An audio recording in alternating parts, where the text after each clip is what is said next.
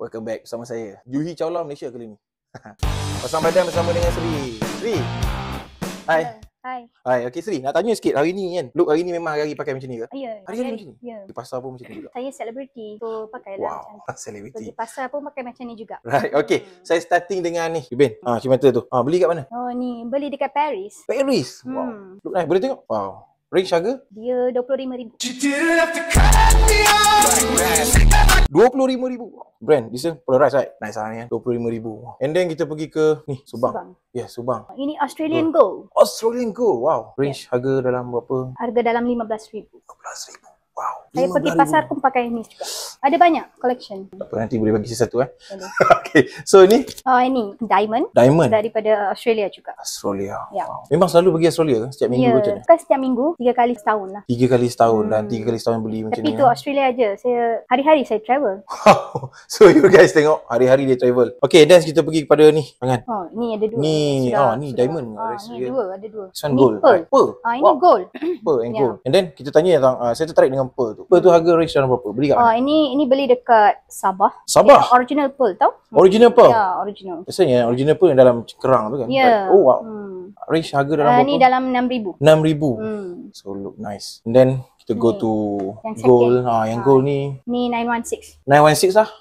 Ni orang pun tahu 916 lah. Ya. Gold kan? Normal dalam 3,000, 4,000 right? Ya. Yes. Right. So go to handbag. Handbag nice. Wow, the brand Coach. Ya. Wow. Wow, Coach. Coach beli kat mana? Ini beli dekat Paris. Paris. Ya, Paris. Paris, Australia. Ini one of the collection lah. Saya ada banyak collection lagi. See. Ni cheap range dia lebih kurang macam, ini yang paling murah lah saya ada. 25,000 juga.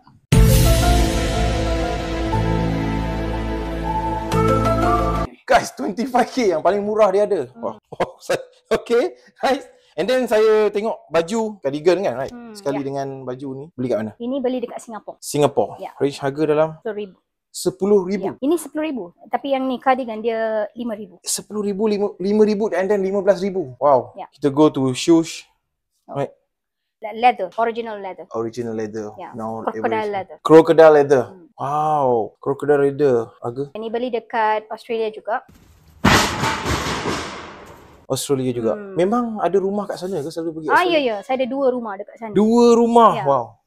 And then jam nampak macam menarik jam. And then tu diamond. Ini crystal. Crystal, right? Ya, original crystal. So ini daripada China. China. Ya, Yes. original Range crystal. harga So ini pun range lebih kurang dalam 14,000. Ini yang paling kecil lah yang saya ada. Ada yang lagi besar dekat rumah.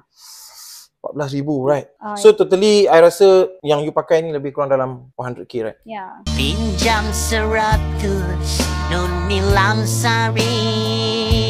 Ni saya tengah get ready untuk pergi pasar sebenarnya. So guys, pergi pasar range 100k. Saya rasa mungkin orang kat sana tak tahu kot harga ni. Bahaya kan? Ya. So, and then last kita punya artis dah.